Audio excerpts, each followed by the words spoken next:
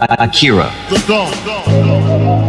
You got to be oriented towards something, because otherwise you're disoriented. You just spin around in circles and then you suffer, and so do people around you. It's not a good solution. Orient yourself towards something. You have to figure out what it is. What will work for you? What goal would justify the suffering of your life? Start trying to piece that together. You're going to get better at it. But it's a personal process. So you need a personal place to stand, because otherwise you're going to be handed a place to stand on a plate. And it may be one that makes you a puppet of someone else's goal. So I would say, you know, what are the processes? Well, I think what I've recommended to people is clean up your room. Clean up your room. Clean up your room. Clean up your room. Clean up your room. That's a good start. Organize your local landscape. Schedule your time. Start taking control of yourself. See if you can stop saying things you know to be lies. That's not the same as telling the truth. You don't get to do that to begin with, because you're not good enough at it to even attempt it in some sense. But everyone can stop saying things they know to be falsehoods. Stop saying things that violate your conscience. Here's another idea. Stop saying and doing things that make you feel weak. So all you have to do is pay attention to that. Some things you do will make you feel disintegrated. It's a physiological sensation. Some things improve your integrity and some things disintegrate you. Now, the things that disintegrate you, you often do to impress other people, or because you're taking a shortcut, or you're escaping what you know to be your moral obligation. And your moral obligation stems naturally from your aims. And if you don't have an aim, well then you're aimless. So that's not a solution. So along with the aims come the moral obligations. Then when you violate the moral obligations, you'll have a sense of that violation. It's like, well, you have to stop doing that. Or that's something you could do. You don't have to. You don't have to do any of this. But I would say that's where people should start. You start small. Clean up your room. Clean up your room. Clean up your room. Clean up your room. I had a girl come up to me last night. She said, I started cleaning up my room and it completely changed my life. She said, your room is an externalization of your mind. And that's right. That's exactly true.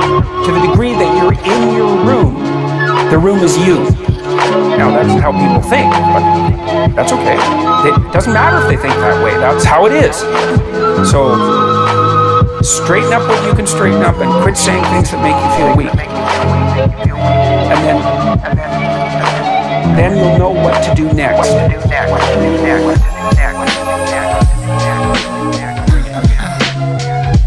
Question. Do you have problems in your life that you're not addressing that you could solve? Question.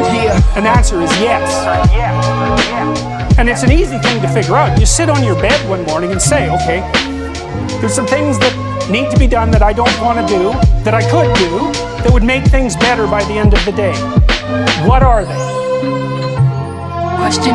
Your conscience will deliver those suckers in no time flat, man. And then you might have to say, okay, question, how do I entice myself into doing a few of those? If you ask, instead of trying to force yourself to do it like you're a tyrant and a slave at the same time, you can usually negotiate with yourself so that you'll start to sort those things out. Sort them out. Put your house in order. And then move on. Move on. Move on.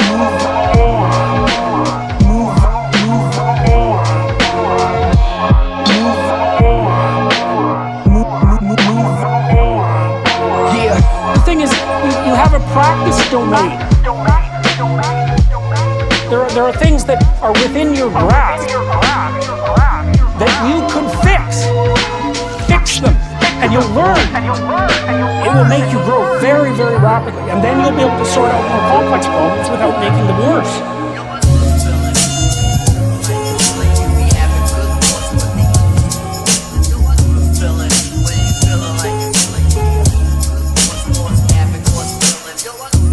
Well, my sense is that if you want to change the world, you start from yourself and work out because you build your competence that way. It's like, I don't know how you can go out and protest the structure of the entire economic system if you can't keep your room organized. Yeah, isn't that an issue with people though, that they always want to enact some sort of control over the outside world when their inside is all fucked up? Well, I think there's some truth in that.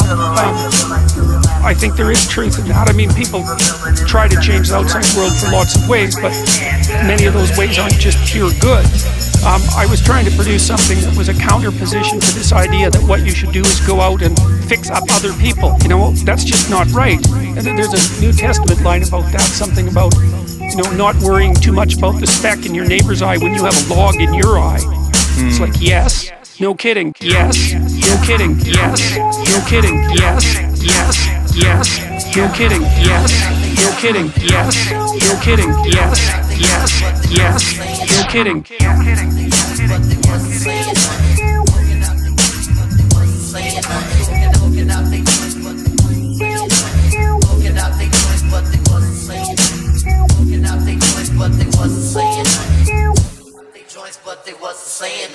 Let's say you want to sort out your room and beautify it. And let's say that all you have is just a little room, like you're not rich, but you've got your damn room and you've got this space right in front of you that's a part of the cosmos that you can come to grips with. Well, a room is a place to sleep. And so if you set your room up properly, then you figure out how to sleep and when you should sleep and how you should sleep. And you figure out when you should wake up. And then you figure out, well, what clothes you should wear because they have to be arranged properly in your dresser. And then you have to have some place to put your clothes. If you're going to have some clothes, you have to figure out what you're going to wear those clothes to do, right?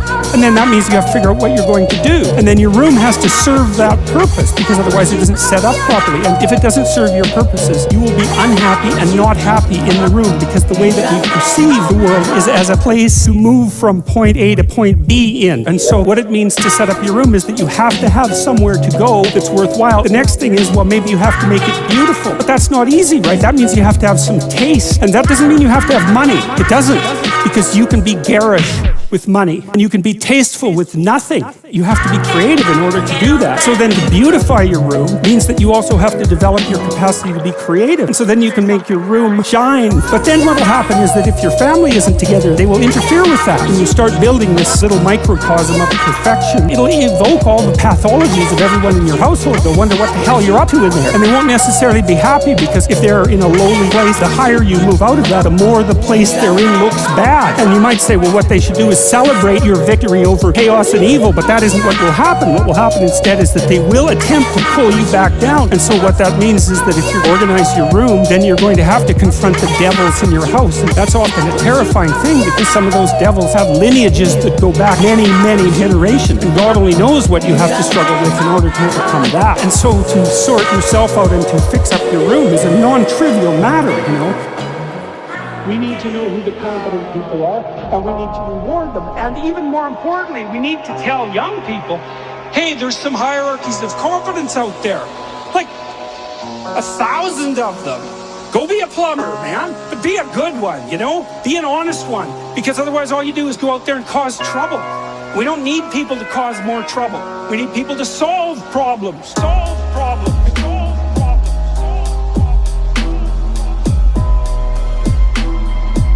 We need people to solve problems. Solve problems. Solve problems. We don't need people to cause more trouble. We need people to solve problems. Solve problems. Solve problems.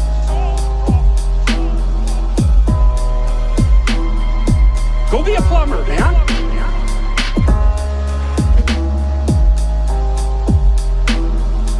Go be a plumber, man. Be a good one, you know?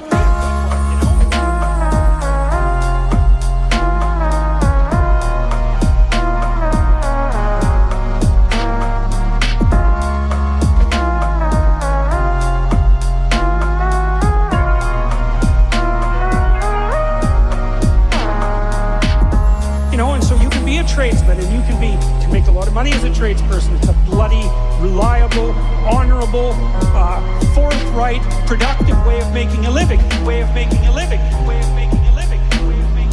And there is a hell of a lot of difference between a working man who knows what he's doing and one who doesn't. both in terms of skill and ethics, right? And you work with someone who knows what they're doing. It's a bloody pleasure. They tell you what they're going to do. They tell you how much it will cost. They go and do it. It works, and you pay them. Perfect. Everyone's happy. And that's what happens when you have genuine hierarchies of competence.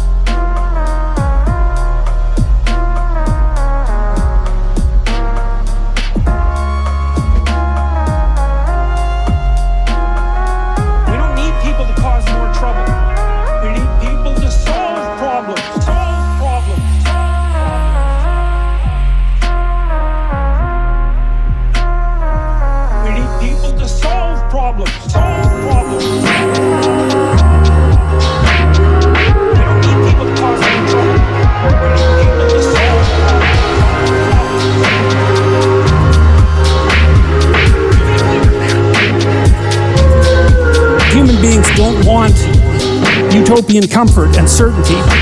They want adventure and chaos and uncertainty. And so that the very notion of a utopia was anti-human, because we're not built for static utopia. We're built for a dynamic situation where there's demands placed on us and where there's the optimal amount of uncertainty.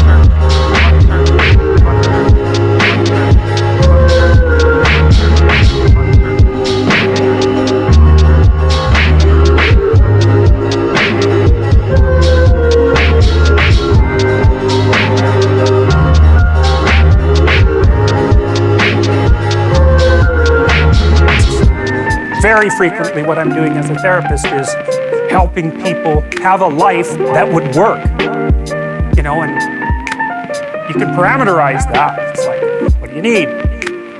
How about some friends? That people kind of like that. How about an intimate relationship with someone that you can trust, that maybe has a future? That'd be good.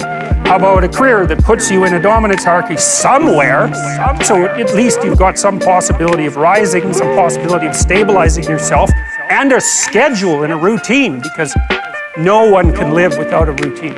You just forget that. If you guys don't have a routine, I would recommend, like, you get one going, because you cannot be mentally healthy without a routine. You need to pick a time to get up, whatever time you want, but pick one and stick to it, because otherwise you dysregulate your circadian rhythms and they regulate your mood. And eat something in the morning. I had lots of clients who've had anxiety disorders. I had one client who was literally starving. Very smart girl. There's very little that she likes. Darling, would you sing one of my favorite numbers, Autumn Leaves? Oh, I will be glad.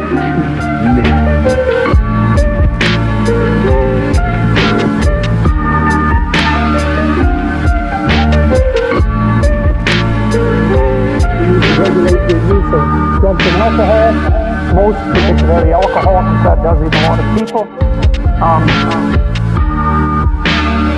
You need a family, like the family you have, your parents and all that. It'd be nice if you all got along, you could work on that. That's a good thing to work on. And then, you know, you probably need children at some point. That's life. That's what life is. And if you're missing, you know, you may have a good reason to not be operating on one of those dimensions.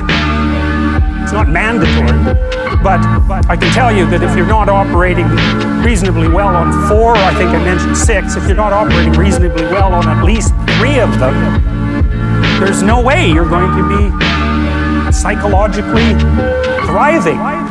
And that's more pragmatic in some sense than psychological, right? Human beings have a nature. There's things we need. And if we have them, well, that's good. And if we don't have them, well, then we feel the lack. And so behaviorists, behavioral psychologists concentrate a lot more on that sort of thing. You know, it's practical. Strategize. Make a career plan. Figure out how to negotiate, because that's bloody important. Figure out how to say what you need. Figure out how to tell the truth. Figure out how to listen to your partner in particular, because if you listen to them, they will actually tell you what they want, and sometimes you can give it to them, and maybe they'll return the favor, and if you practice that for like 15 years, well, then maybe you're constantly giving each other what you want. Well, hooray, that would be good. And then there's two of you, under most circumstances, and it's better to have two brains than one, because people think differently because of their temperament mostly. And so the negotiation is where the wisdom arises. And it's part of the transformation, the psychological transformation that's attendant on an intimate relationship. And one of the fundamental purposes of a long-term intimate relationship.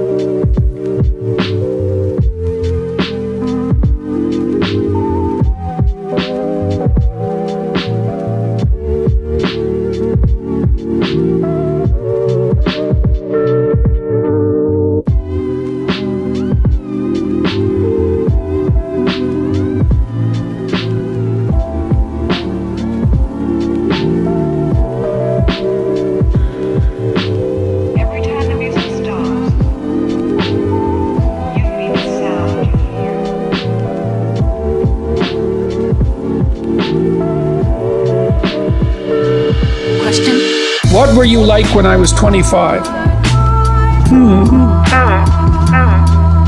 Well, I was obsessed. 25, so that would have been 87. I'd been in graduate school for 2 years. Well, you know, when I was 25 or so, I probably weighed about 138 pounds. I smoked like a pack of cigarettes a day. I drank tremendous amount of alcohol. My friends were heavy drinkers, and most of them dropped out of school by the time they were 15 or 16, went off to work on the oil rigs, and you know, it was a rough town, and we drank a lot. And I started when I was 14, and I had a lot of bad habits, and I wasn't in great shape physically, and I was also still intellectually obsessed by, as I am now. So that would have been in 85, but I decided around then, about 85, 84, something like that, maybe a little earlier, that I was really going to try to get my act together. And so I started doing that. First of all, I quit smoking. Well, that took a long time because I eventually had to quit drinking too in order to quit smoking. And I started working out, started playing sports, which I'd never done. I was a small kid. I'd been skipped a grade, and I was a small for my age. So sports were never, especially team sports, were never really a domain of expertise for me. Although I skied and went trapping with my dad, trapping with my dad, trapping with my dad, trapping with my dad, trapping with my dad, trapping with my dad, trapping with my dad,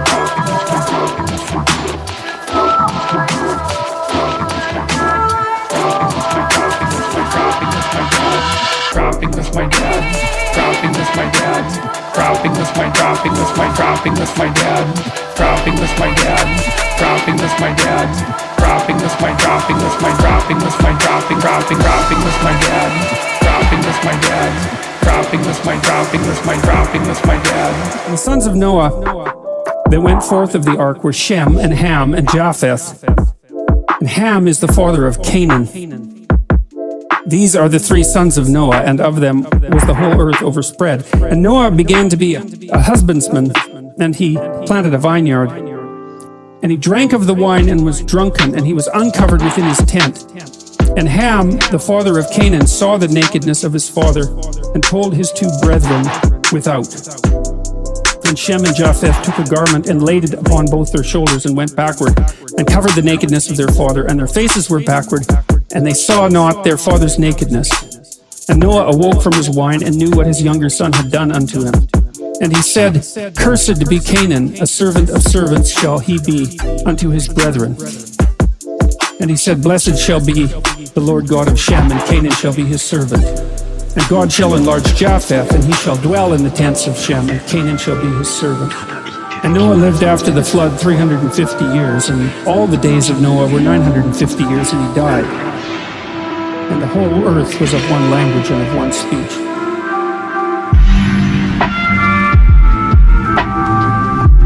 I remember thinking about this story. It's got to be 30 years ago. And I think the meaning of the story stood out for me. Sometimes when you read complicated material, sometimes a piece of it will stand out. It's like it glitters, I suppose. That might be one way of thinking about it. You're in sync with it and you can understand what it means. And I think I understood what this part of the story of Noah meant. You know, we talked a little bit about what nakedness meant in the story of Adam and Eve.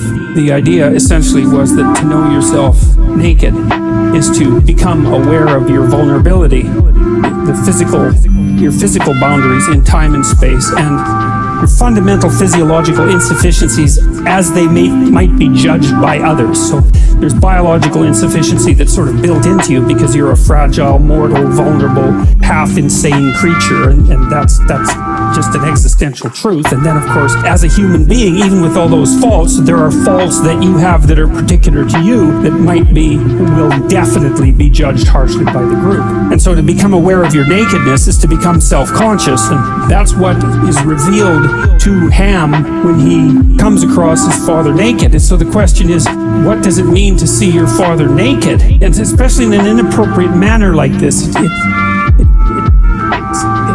it's as if Ham, he's insufficiently respectful of his father. And the question is exactly, what does the father represent? And you can say, well, there's the father that you have, and that's a human being, that's a man like other men, but then there's the father as such, and that's the spirit of the father. And insofar as you have a father, you have both at the same time. You have the personal father that's a man among other men, just like anyone else's father. But insofar as that man is your father, that means that he's something different than just another person. And what he is the incarnation of the spirit of the father. And to see that, to disrespect that carelessly, Noah makes a mistake, right? He produces wine and gets himself drunk, and you might say, well, you know, if he's sprawled out there for everyone to see, it's hardly Ham's fault if he stumbles across him. But the book is laying out a danger, and the danger is that maybe you catch your father at his most vulnerable moment, and if you're disrespectful, then you transgress against the spirit of the father. And if you transgress against the spirit of the father and lose respect for the spirit of the father, then that is likely to transform you into a slave.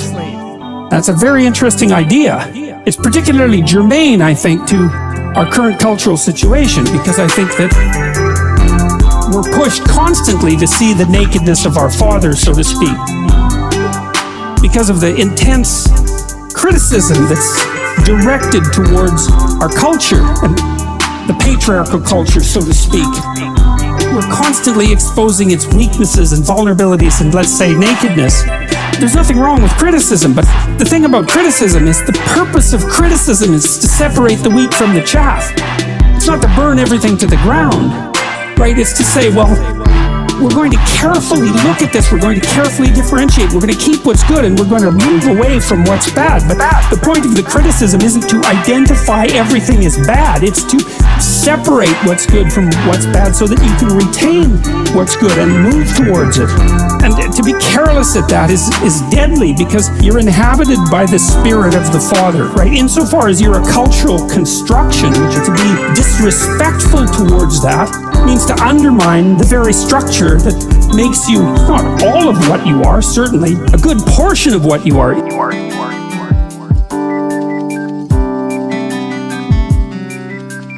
If you pull the foundation out from underneath that, what do you have left? You can hardly manage on your own. It's just not possible. You're a cultural creation. And so Ham makes this desperate error and is careless about exposing himself to the vulnerability of his father, something like that. He does it without sufficient respect. And the judgment is that not only will he be a slave, but so will all of his descendants. And he's contrasted with the other two sons who, I suppose, are willing to give their father the benefit of the doubt, something like that. And so when they see him in a compromising position, they handle it with respect and don't capitalize on it. And maybe that makes them strong. That's what it seems to me. And so I think that's what that story means. It has something to do with respect. Something to do with respect. Something to do with respect. Something to do with respect. You know, and the funny thing about having respect for your culture, and I suppose that's partly why I'm doing the biblical stories, is because they're part of my culture. They're part of our culture, perhaps, but they're certainly part of my culture. And it seems to me that it's worthwhile to treat that with respect, to see what you can glean from it, and not kick it when it's down, let's say.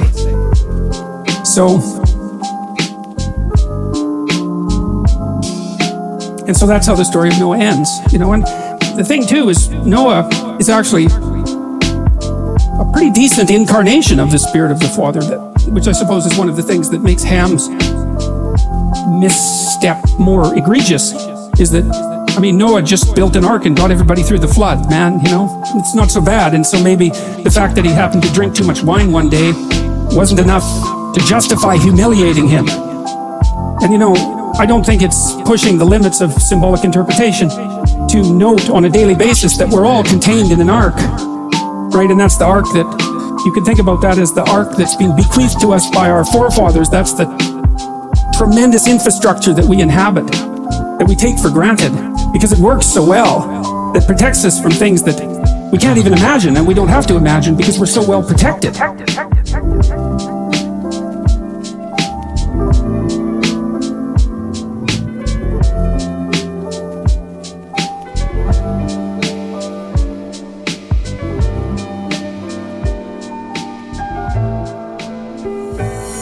And it does seem to me that anyone who lives in the West, in the Western culture at this time in history and in this place, and who isn't simultaneously grateful for that, is half blind, at least, because it's never been better than this, and it could be so much worse.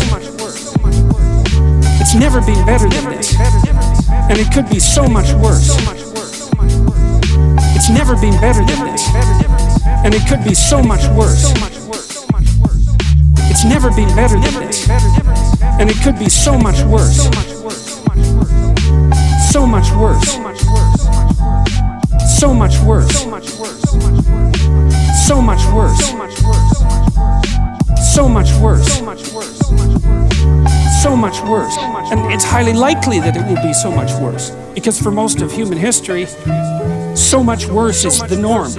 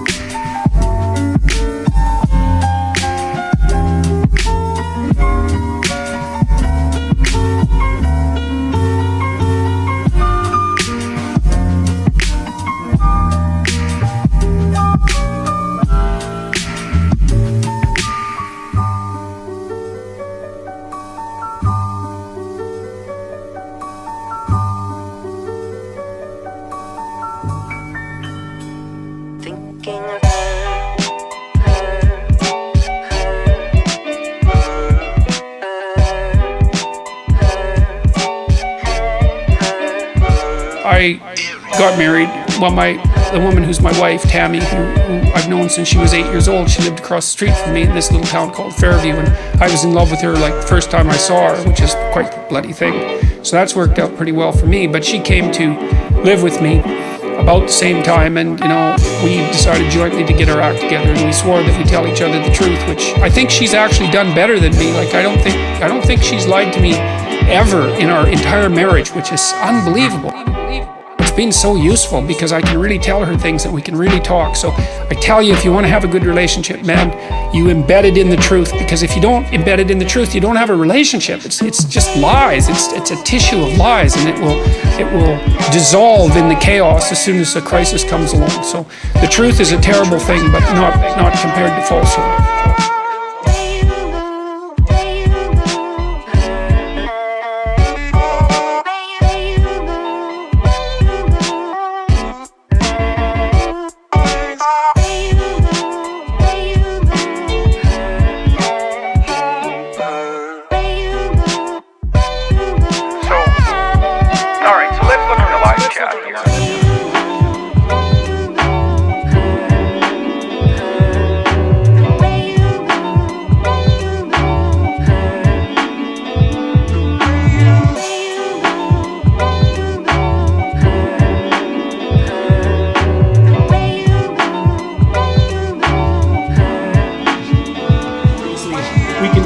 even something as simple as like eye contact in a situation where there's a possibility of finding a sexual partner is a very important component of that, because eye contact indicates interest, and it also indicates, at least in principle, the possibility of approach.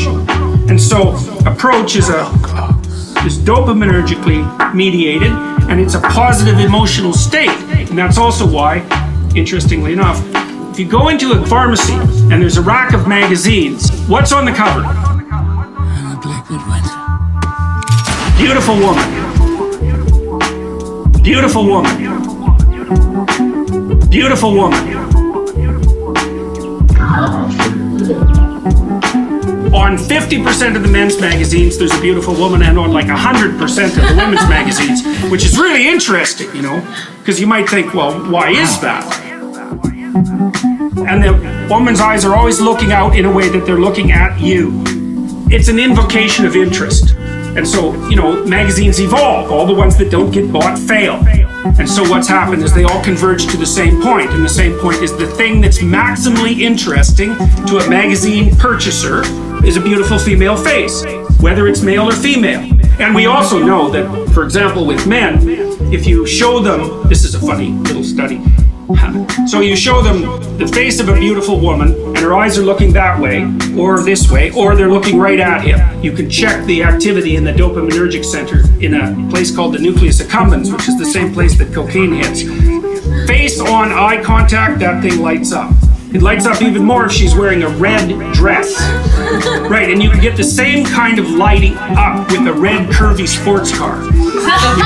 So it's you know, my thought when I read that was the perfect situation is like a beautiful girl dressed in red, perched on a sports car with some cocaine. Why red? That's a good question. I'm not exactly sure why. Oh, that's wrong. I do know why red. Ripe fruit.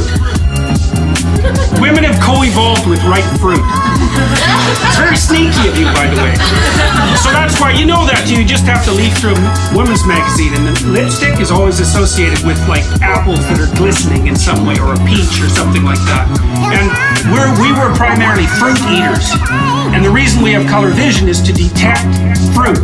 Also, part of the reason that fruit turns red or color when it ripens is because the fruit that was successfully eaten by creatures that distributed the seeds was the fruit that was ripe when it was eaten.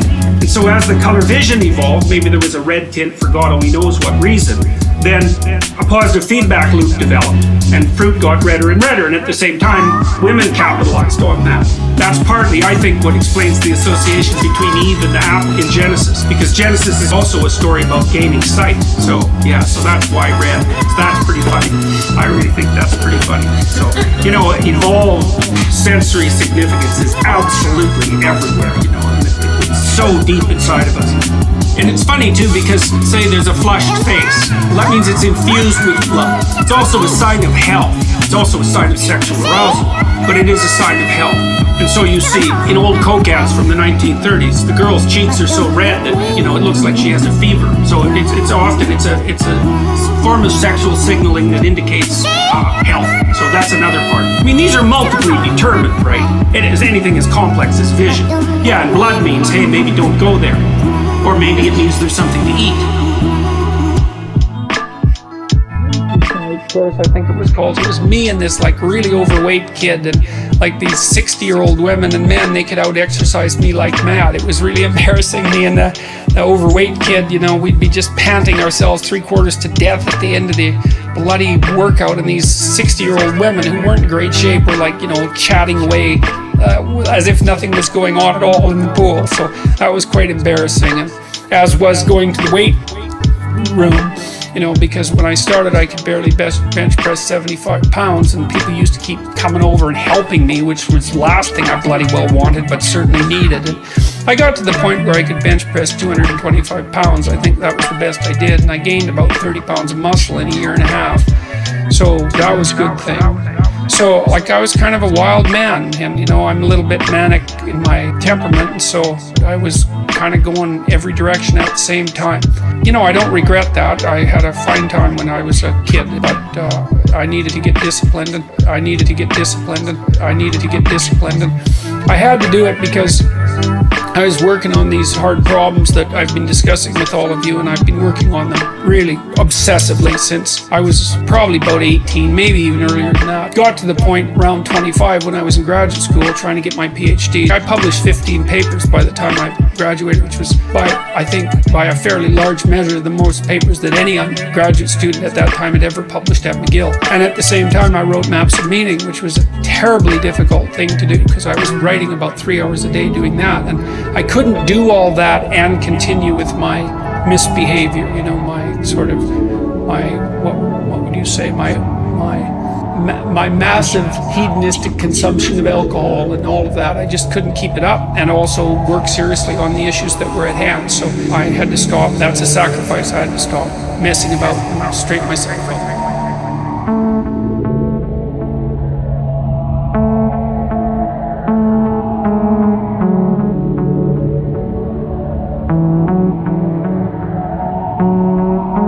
Every social animal, and even many animals who aren't social, are embedded in a dominance hierarchy. The dominance hierarchy has a structure. We couldn't call it a dominance hierarchy. Dominance hierarchy A, B, C, thousands of them across thousands of years. What's central to all of them? That's the pyramid of value. What question do you need answered about the pyramid of value? What's at the top? Because that's the ideal. That's the eye at the top of the pyramid, or the golden Buddha in the lotus. It's the same thing. It's the same thing as the crucifix. And that has to do with something like the voluntary acceptance and therefore transcendence of suffering. Transcendence of suffering. Transcendence of suffering. Transcendence of suffering. Transcendence of suffering. Transcendence of suffering. Transcendence of suffering. The voluntary acceptance and therefore transcendence of suffering. These are not arbitrary ideas. They're deeply, deeply, deeply rooted in biology and culture. They're as deeply rooted in biology as the dominance hierarchy is rooted in biology. And we already know the answer to that. The dominance hierarchy has been around for 350 million years. It's a long time. You don't get to just brush that off and say, well, morality is some sort of second order cognitive problem. It's like, no, it's not. You have a counter at the bottom of your brain that keeps track of where you are in terms of your status, and it bloody well regulates the sensitivity of your emotions. So if you're at the bottom of the hierarchy, barely clinging on to the world, everything overwhelms you, and that's because you're damn near dead. And so everything should overwhelm you. You've got no extra resources. You're sunk. And if you're nearer the top, then your serotonin levels go up, you're less sensitive to negative emotion, you're less impulsive, you live longer, everything works in your favor. Your immune system functions better, and you're oriented at least to some degree towards the medium and long-term future. And you can afford that because all hell isn't breaking loose around you all the time.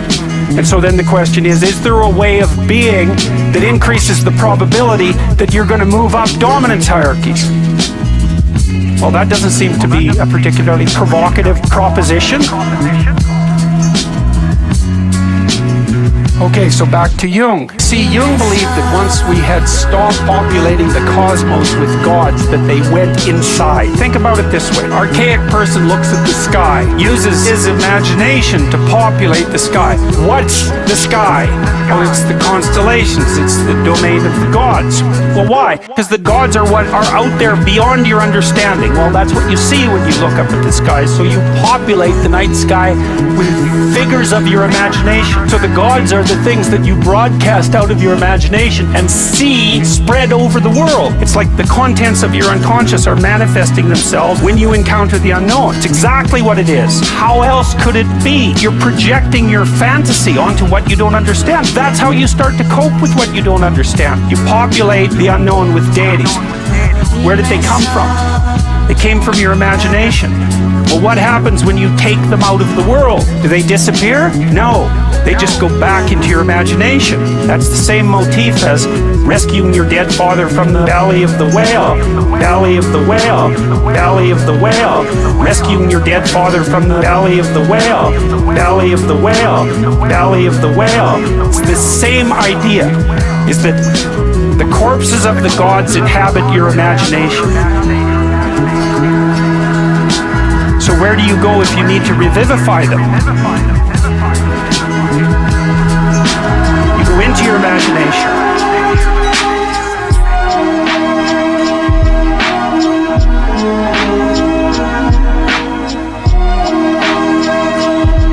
I was at the Museum of Art in New York. I was in this amazing room. You know, it had all these priceless paintings from the late Renaissance hanging in it. Each painting worth, who knows, $1 billion maybe. They're priceless paintings. So the room was, it's a shrine, and it was full of people from all over the world who were looking at these paintings. You think, well, what the hell are these people doing coming to this room looking at these paintings? Like, what are they up to? What are they doing? They don't know what that means. Like, why are they looking at that painting? Why is it in this room? Why does it cost $1 billion? Why is that painting worth so much? And the answer to that is, well, we don't really know. They're sacred objects in some sense, and we gaze at them in ignorance and wonder.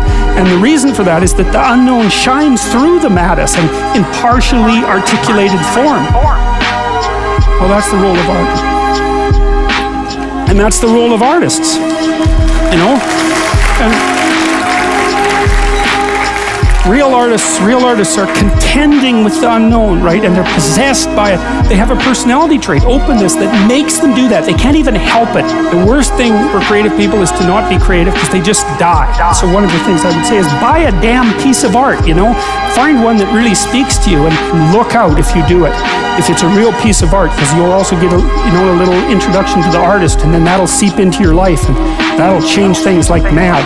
But it's unbelievably worth it, because it opens your eyes to the domain of the transcendent. That's the right way of thinking about it. A real piece of art is a window into the transcendent. That's what it is. You can see that integral to our culture is the idea that beauty is one pathway towards God. And if you can't find another pathway, then why don't you use beauty? I'm sure most of you do that with music, because music is the one thing that modern people can't be cynical about. Thank God for that. And so we need to understand the role of art and literature and stop thinking about it as an option. It's not an option. It's not an option. What is it said? Man does not live by bread alone. That's exactly right. We live by beauty. We live by literature. We live by art. And literally, not metaphorically. We cannot live without it, because life is too dismal and tragic in the absence of the sublime.